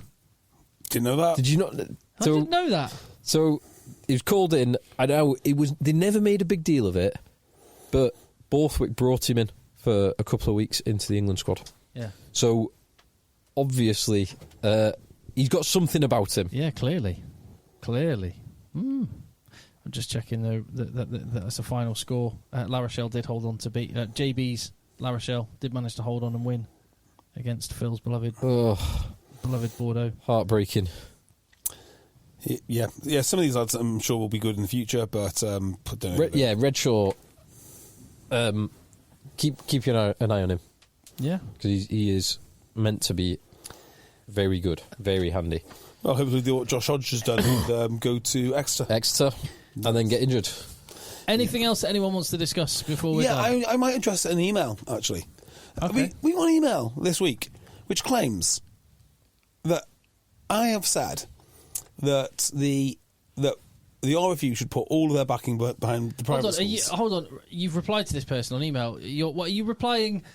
You're replying. I just think I you're spent hours talking about this, right? I know. How do people misunderstand what I am saying, right? So I have never in a million years said that. But all you need to say is listen to the podcast again. Yeah, listen to hear what I actually said. Millions of hours of podcasts about the RFU, and how I've never once said that the RFU should be backing only private schools to produce rugby players. No, this was the discussion about I think you said one of the phrases I remember you saying was this last week. You said that they're kind of selling these kids a bit of a lie about. Yeah, they're lying to the kids, right? So this is how I say it, right? That they look at the private schools as rugby player production. Which, hey, look at, and the point we made, look at Ireland, look at South Africa, look at New Zealand. That's exactly what they are. And then they lie to the other kids, saying, the game's about skills and community. And what they don't tell them is that the hard work and the physicality, because that message does not chime well with the all-inclusive nature of the RFU. They're not telling the truth about what it takes to thrive in rugby. So you get this sort of dual streaming of the private schools who will happily tell you need to be hard and go to gym every day. You need to train very, very hard. Yeah, it's bloody hard to become a professional. It is also true that you can do it. You can do it. My brother did it. Yeah, but specifically your brother as well. I mean, state school, late bloomer, not through the academy system, and then. But your brother as well, in his style of play, it's hardly championed by the RFU, is it? No. When the community coaches used to come down, they wouldn't go, do you know what you need to do? Just hit 1,000 rucks and don't miss any of your tackles. Yeah. They don't say that. They say, skills. 25 tackles every game. Yeah. Oh, just, we're sort of positionally fluid. No, we're not.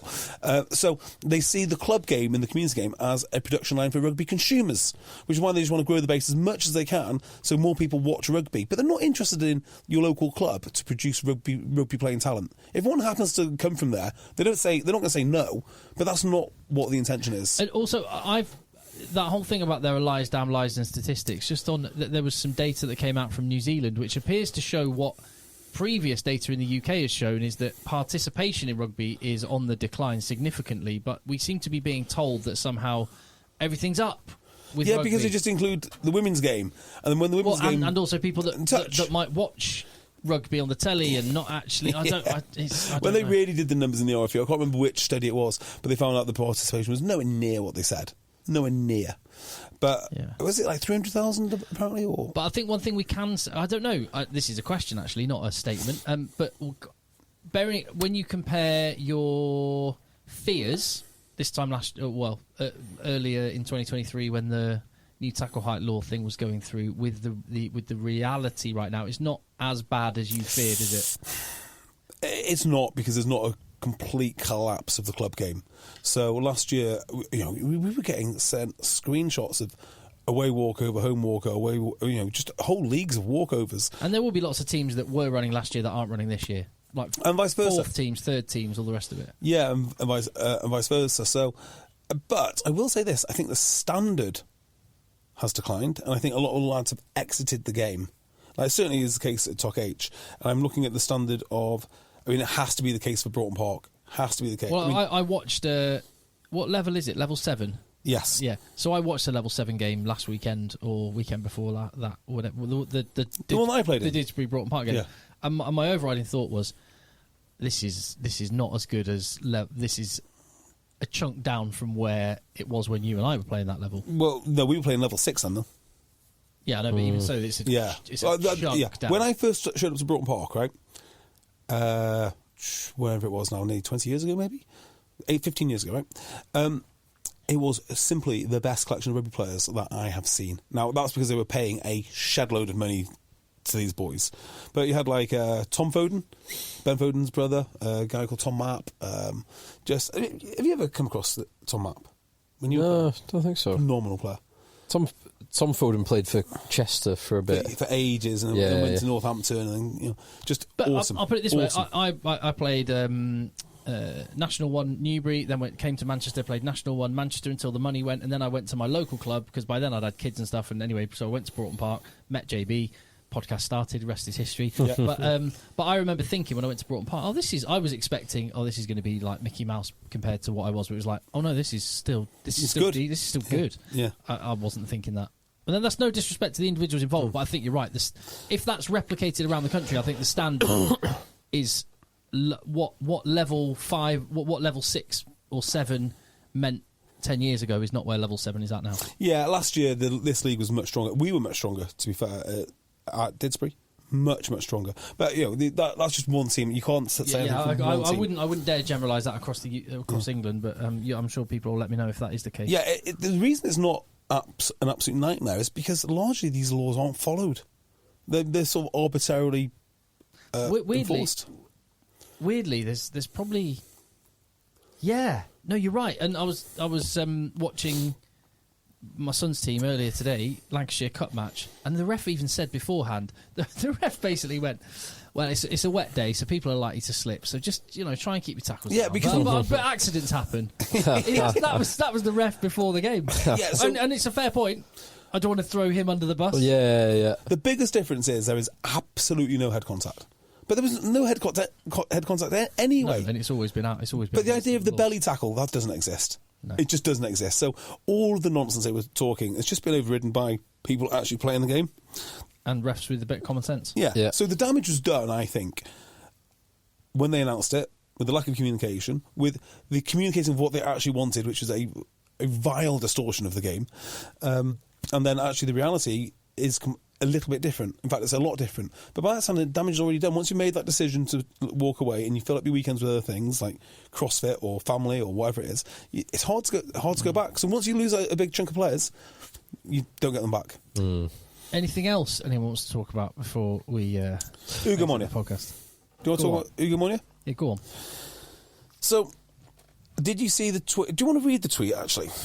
Because we don't actually know. I'd rather not read the full tweet. Yeah, because there is. I'll read it.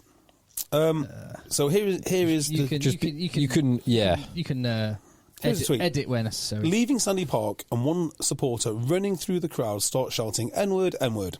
Disgraceful. Not a single person said a word, challenged or even reported it. He walks off after a mild scuffle and fans are now telling me, we are with you. Bollocks. You're not with me. You weren't with me when you saw and heard the most blatant racism I've seen from a supporter at a live game. So fed up. So that's a very, very serious incident which has occurred. No two ways about it.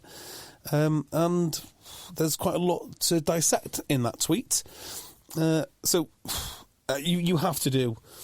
It should not happen anywhere in society. Just to make a broader point on this, really no one should be subject to someone running up to them to shout abuse of any kind, really. Yeah. I mean, that the fact that it is racist abuse makes it more noticeable. Yeah. But no one should be subjected to any abuse.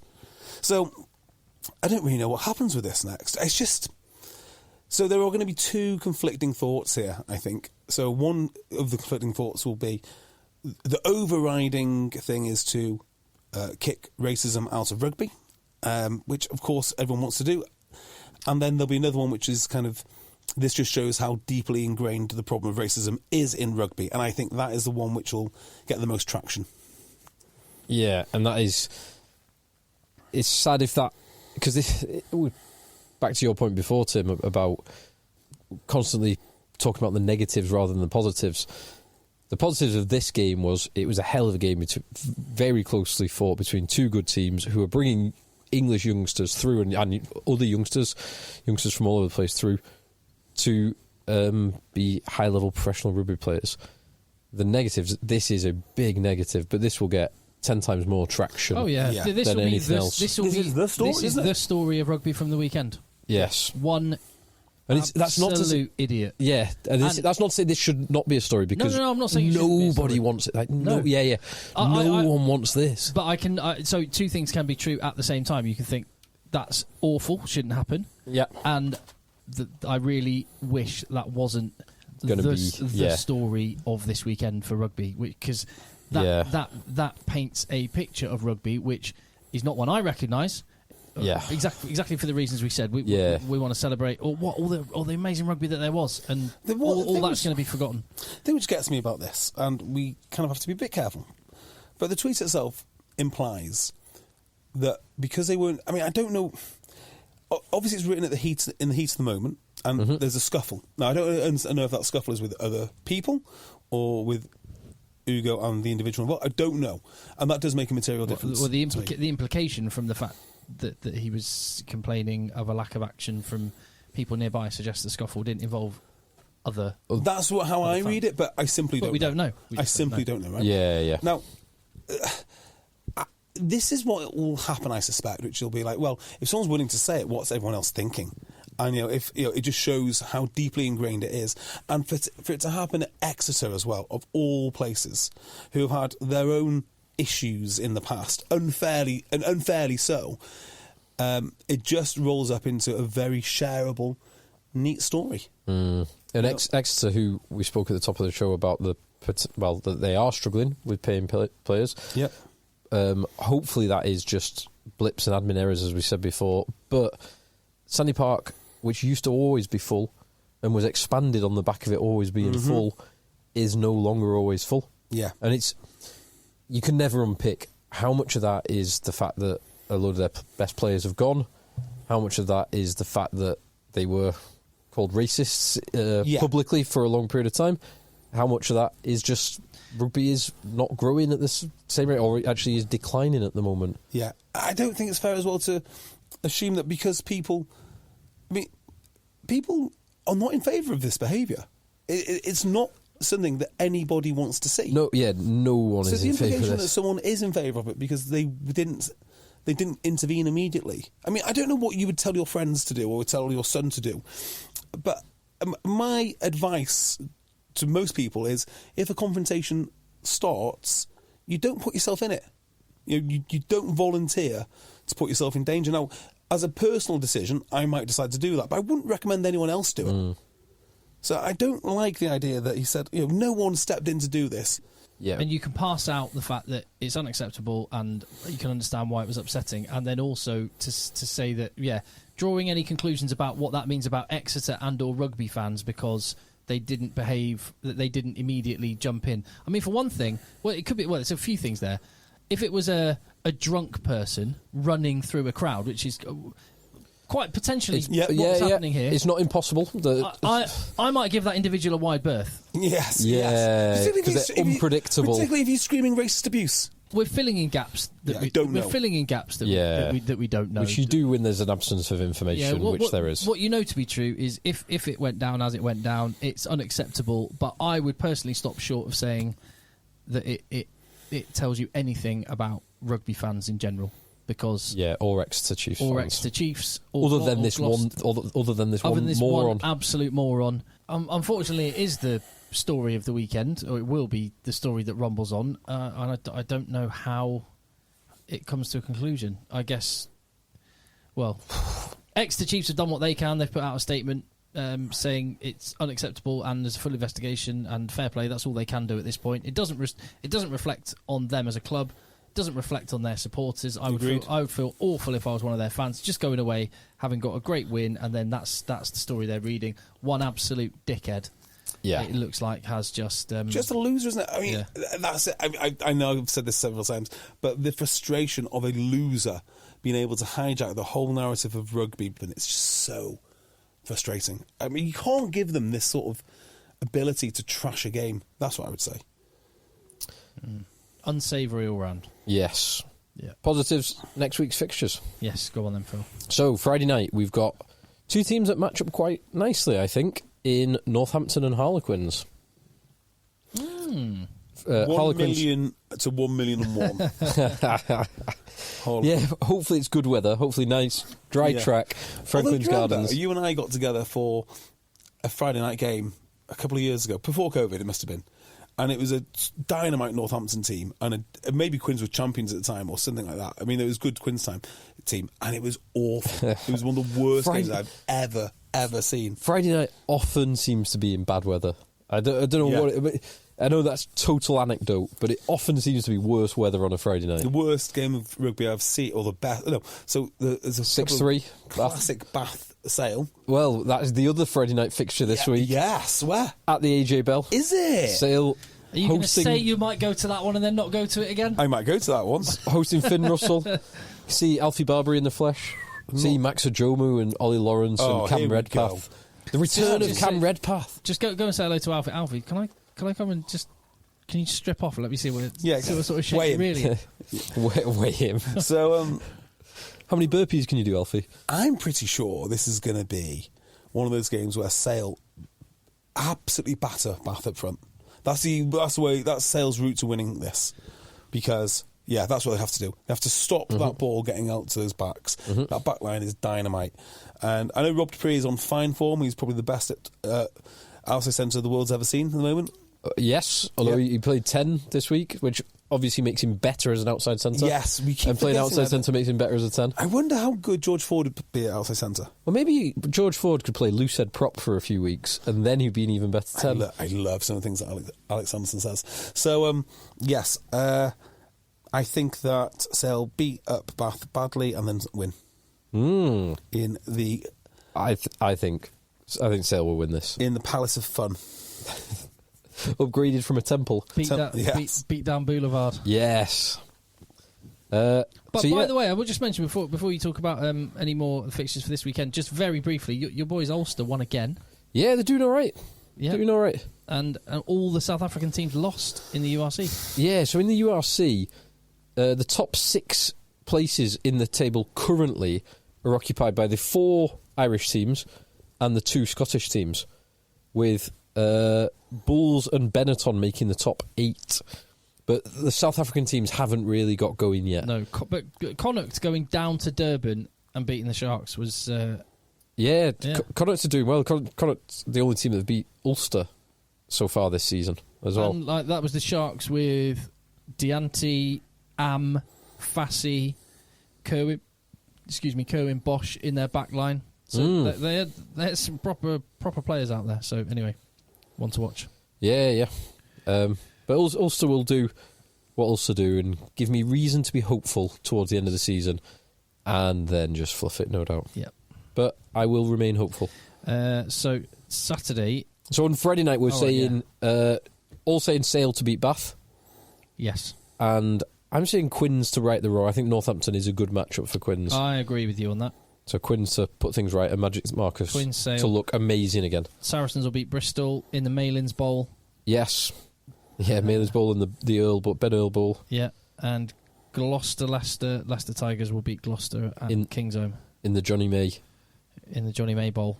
And that will actually be the Slater Cup. It will be the Slater Cup, yeah. Ed Slater, Balmain. Yeah, Balmain. But yeah, it actually is the Ed Slater Cup. It actually is the Slater Cup, which is a very good cause. Yes. So, are you just naming players that have done stints at Gloucester and Leicester? You missed Anthony Allen. Yeah, the Allen Bowl. Ryan Lamb. 12 Trees. yes. 12 Trees is a great one. Hang on, I've got one for you. What's his name? Went to Bristol. Runs very angry. Very angry runner. Winger. Went to Coventry. Henry Purdy. Was he at Leicester? He was. Leicester for a bit. Leicester and then Gloucester. One more. Santiago Cecchino. He's had a stint at Leicester, has he not? I don't know. His brother has. It's his brother. Oh, Pablo Cecchino, the centre. Juan Pablo. And Santi, yeah. So Leicester for the. I'm going to go home. I'm going to go. So we're going away win, home win Friday night, home win, away win Saturday. Yes. And away win Sunday. Newcastle, Exeter. But I think this is one that Newcastle can, because this is the opposite of the Derby weekend. This is like how far away can we? Yeah. Exeter going all the way up to Newcastle. Rambeni? The Rambeni Bowl. Did he play for both? Yeah, the guy who passed away a few years ago. Yeah. Didn't he play for Leicester and Exeter? No, Exeter and Gloucester. No, Newcastle and Exeter we're on now. Oh, sorry, I'm still going for you're still going for Gloucester. Oh, right. Yeah, I'll come back to you with the Exeter. Well, Exeter, Newcastle. Who's played for Exeter and Newcastle? The Hodge Bowl. Hodge Bowl. Soon to be Ben Redshaw. Yeah, Ben Redshaw soon. Yeah. Anyone else? There must be more. Seru Rambeni didn't play for Gloucester. Did he not? He played for some teams in Fiji, Otago, Leicester, Leeds, La Rochelle, Mont de Marsan, and Highlanders, and Fiji Pacific Islanders, and Fiji Sevens. What a cool! He played Fiji Sevens in Hang on, the 2002 Commonwealth Games. I'm sure there's a big winger of some description that's played for both. So, Gloucester went through a phase. You know when they lost to Leicester in the final? They picked up the biggest possible wingers. When they picked up Vainicolo and Carl Price. Carl Price, yeah, that's exactly it. I'm sure they had someone from... Sure they got someone from Leicester. Oh, this is going to bug me forever now. Anyway, please continue. Newcastle. Do you know how big Carl Price was? 6'6". 6'4". 6'6". 6'4". And I'll go for 6'6". Hell of a winger. I said you said 6. No, yeah. So 6'6" is your and 115 kegs. So you're saying 6'4" and 110. So he's 6'7" and 123 kilograms is his listed weight. How big was Leon Price? Not that big. That is absolutely enormous. He is not. Leon Price was the best of the two. Yeah, Leon Price was a much better the court from, I mean, this is niche, but I have. the court transcript of Leon Price and another rugby league player breaking into an ex-girlfriend's flat to basically terrorise the new boyfriend. No. It's like the court transcript was like, yeah, we went in there, we were drinking all day, we went in there, yeah, sure, we were a bit breezy. Some of those rugby league boys we were a bit loose in the UK and in Australia. Oh my word! Like they get up to some bad stuff. Carl Price, his Wikipedia page, the first sentence says, Carl Price, who is also known by the nicknames of, can you guess a nickname he might be known as? I got no The idea. Big Show. Not far off. Big Carl. Yeah. And High Tower is the other one. High Tower, that's good. Police Academy. Wow. Very good. Yeah. Yeah. That might be one of the first times I saw a boob, actually, when Carl Price? No, when some kid on our little cul-de-sac street that I grew up on was like, oh, Police Academy, there's a scene where they're looking through at the women showering. And it was like, oh my god. Oh yes, I remember that scene. Yeah, you never forget those scenes. No, it's like when you're a bit older, you never forget the hitting pause on Basic Instinct. Absolutely. Starship Troopers. So true. What's the next one? I think that if we're talking about Police Academy shower scenes, we're done. We are definitely done. Right. Yes, thank you for your support. Patreon.com/EggChasers for more. And hit subscribe everywhere. Contact eggchasers@gmail.com and let the boys end. Sweet. Trying to grab all the groceries in one trip? Oof, not how you would have done that. You know sometimes less is more. Like when you drive less and save with the USAA annual mileage discount. USAA. Get a quote today.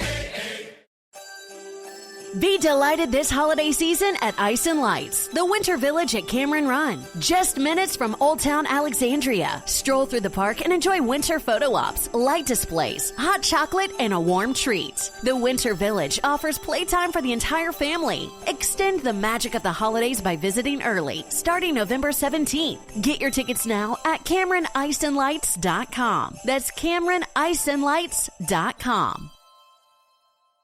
Looking for something different this Thanksgiving? Take your family to the National Army Museum in Alexandria, Virginia, just minutes from I-95 with free admission and parking. This is the perfect holiday outing for families of every size. You'll love the flight and tank simulators, 300-degree theater, and interactive training center. And you'll come face-to-face with rare and never-before-seen artifacts from Army history. It's all at the National Army Museum, with shopping and dining too. Open on Thanksgiving Day and all weekend long. Plan your visit at usarmymuseum.org.